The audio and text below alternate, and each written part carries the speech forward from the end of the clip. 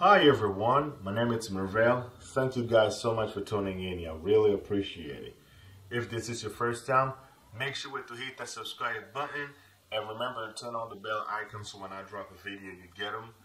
And please, let me take the time to give a special shout out to all of my new subscribers. Welcome to the family, you guys mean a lot. I hope you enjoying the content so far and stick around for more videos like this. Without further ado, let's jump right into today's video. Today, as the title says it, we're going to talk about 5 challenges that small farmers face in the Democratic Republic of Congo that makes it much more difficult for them to conduct their farming activities. So if you stick around till the end of this video, we are going to discover what those 5 challenges are. So without further ado, let's jump right into number 1. Number 1, it's funds and supports. Just as simple as it sounds. Yes, that's right, you heard me. Funds and supports. Funds, number 1, we know everything is possible with money.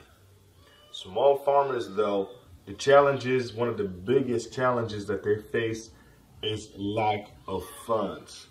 What is that? What does that mean? Most small farmers, they don't really have the financial possibility to properly conduct the farming activities the way they should, to provide services to the community. The Congolese government, or at least the local government, does not have a system in place where financial institutions loan money to small businesses to allow them to conduct their business properly, and then at a later date reimburse the money to the bank and keep the business moving. Because farming comes with a lot of challenges and a lot of responsibilities. If you are small farmers and watching this video, you know exactly what I'm talking about. In order for you to be able to conduct your business properly, or let's just stick to farming at least. To be able to conduct farming properly as a small farmers, you need the money.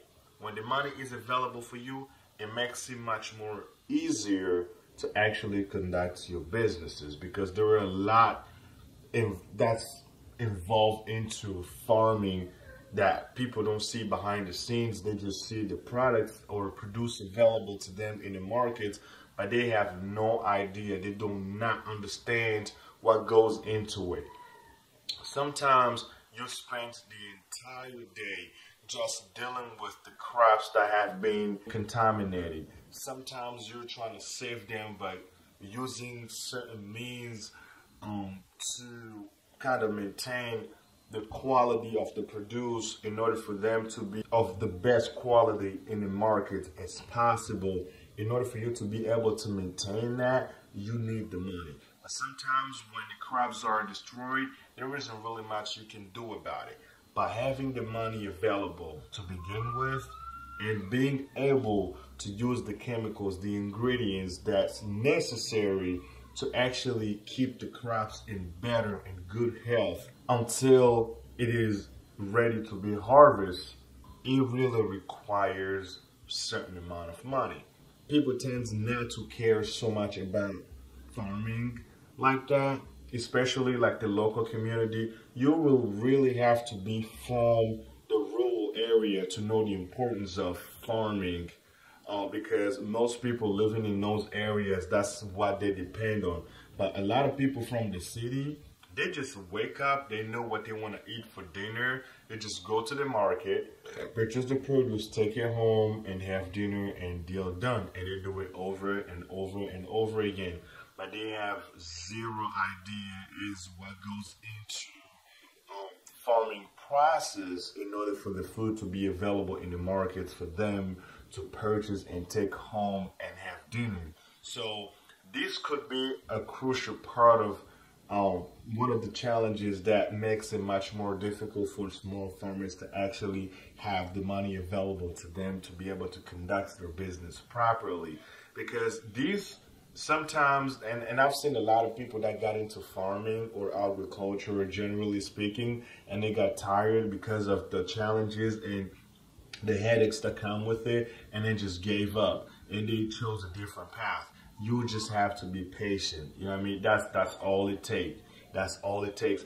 Being patient in this line of work pays off in the long run. Everything is really not going to be great when you first started. You know what I'm saying? So money is really important in order for you to be able to properly conduct the business. If the local government could come up with a financial system, or could come up with a system where our financial institutions are able to loan money to small farmers, making it possible to purchase all the tools and everything that they need to conduct the businesses, this will make life of small farmers easier and actually will increase the amount of crops or produce that is available on the market. 9 times out of 10, the markets that are found on most markets throughout the entire city of Kinshasa are coming from small farmers that operate in different areas, like specifically like Maluku area or Menkawo, whatever, or even Hompengaba, all this area. People, they actually do in the best of their ability to make sure that the food is available, because some of this produce don't really come from outside of the country. Most of this produce, especially our traditional foods that we consume daily, are coming from local farmers that have been farming these produce since they were born. And for some reason, these haven't been changing. It's been the same repetitive patterns over and over and over again. So this can really be challenging for small farmers to actually operate right. And I think though the reason they're still doing it is because they have such passion about farming. All right, so that's going to wrap it up to challenge number 1. This leads us to challenge number 2. The challenge number 2 is tools and equipment. Tools and equipment are a crucial part of farming. As a small farmer, you would definitely need tools and equipment. Trust me, having equipment will not only increase the productivity and speed up the production process, but it will also make your life much easier, because sometimes human strength comes to a term. Human strength comes to a point where like we just exhausted. We can function normally, you know what I mean? But using actually less strength by operating this power equipment to do most work can rapidly increase the amount of work that's needed to be done around the farm without even worrying about how many people needed to be around there to make this happen. And having like this implement of husbandry around the farm, being able to move crops from one particular area to another, being able to move, you know, certain tools from here to there. So like, I'll give you my personal example. When I was building the fence with my team, like my farm is like 6 hectares. If we were to convert it into acres, I have a land worth of, I have about 15 acres so far. That's reasonably huge, at least for small farmers, you know what I'm saying? But we found ourselves in situations where we were working on one side of the farm and we realized that we needed a tool was needed to perform a task, and it was left on the other side of the farm, and you would need somebody to walk all the way over there and go and grab it and bring it back. Trust me, I've done it a couple times. The first time was fun, the second time, but the third time it was definitely tiring. Trust me, like everybody was pissed off if they were asked to go on the other side of the farm to grab a piece of equipment or a tool to bring it to an area, to a designated area where it was needed the most to perform the task. Everybody hated it. So I started to realize that, man, I will need like power equipment up in this place to be able to run around and do different tasks, you know, quickly, because this is really massive, but it's still small. But think about those that owns like hundreds of acres. For instance, like my dad owns like 100 30, 150 something acres. That's massive. That's a lot of land. You know what I'm saying? So imagine not really having tools and equipment to walk around the farm. This will be much more difficult for you to be able to accomplish. So I instantly started realizing how much I would need power equipment in the future just for that specific reason alone, and much more. And moreover, these equipments will come in handy when it's like the crops were planted and the harvest season comes around, and we will just need the power equipment to accelerate the harvesting process, and get things done as quickly as possible to push out the produce to the markets for that to be available for the people. You know what I'm saying? So this is just as important as all this other part of farming is. So this is going to lead us to number 3. So number 3 is going to be logistics or transportations per se. So means of transportation as a small farmer could be critical. This is important. This is important for multiple reasons. For economic reasons, profitability, and much more. Let's just focus on profits. So if you don't have means of transportations, right, it could kill your business, all the hard work you've put in. You expect something in return. You expect to actually sell to be able to make profits, right? But let me just teach you something quickly about how this works in Kinshasa. So I'm a small farmer. I own a farm, and if I had planted certain amount of produce and I was producing around my farm, and here comes the harvest or the harvesting season, and I harvest as much as I possibly could, and I probably did my calculations and be like, okay, I am going to be making, for instance, this is just a made up number, $3,000, right? Then I do not have a means of transportation. That money alone, the fact that I do not have a means of transportation to actually transport the products to the customer, it could hurt me pretty bad, because the customer actually produce on their own personal means of transportation to pick up the produce, it drops the price in half. So instead of making that 3,000, you may probably end up with $1,500, or some cases even $1,000. And if you do the math, how much money you have spent and how much money you're going to collect is probably approximately going to be just the same. And you don't want that, because most of the time when people provide their own, like customers provide their own means of transportation, it means they don't have to worry about it, right? But if they're going to charge you for the gas, they're going to charge, it's basically you the owner, you own the produce, but you are being charged for the gas money. You are being charged for the mileage of the car, all of that. It's even worse. Think about it this way: if you take an Uber, right? If you take an Uber, you are going to pay much more than if you drive your own vehicle, right? So it's basically the same thing. By having means of transportation can make your life not only easier, but can also increase the profitability. You'll be able to make more money that way, because if you transport your produce to the customer, not only you get to charge them the mileage that your car has put in and the gas money, all of that can only add up to your profit, and you will end up making a lot more money. So this has happened to my mom when I first got my land. My mom, actually, before I think I talked about this, before even I knew what I was going to do with my land, but I knew I wanted it until I was trying to figure out what I wanted to do with my farm. My mom already started like planting crops in there. She started with the yams and a bunch of different things.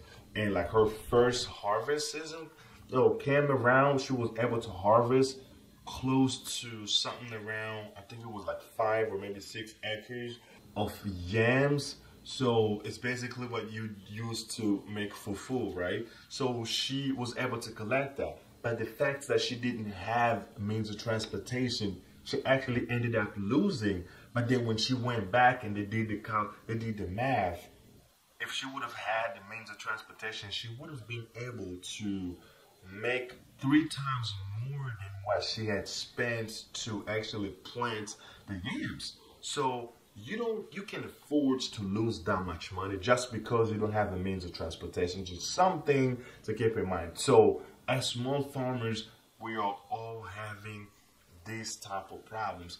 I might have connections and friends who may give me a hookup for small amount of money, but in the future I'm always thinking about having something on my own so I don't have to go through all of that. But think about those that operate locally and they don't have none of that connection, and all they do is just because they don't really have any other choice, they just have to do it.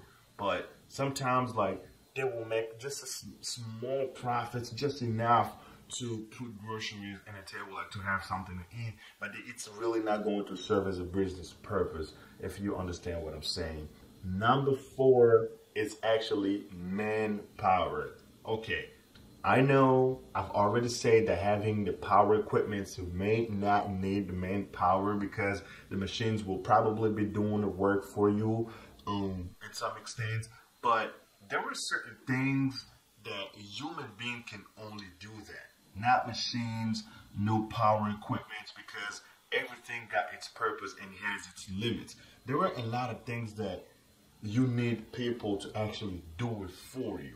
You know what I'm saying? So it could be as little as like cutting the grass. There are certain things that you really need human beings to physically be there for. So having that manpower, it's really, really important. So this is going to lead us back to number 1, which was funds.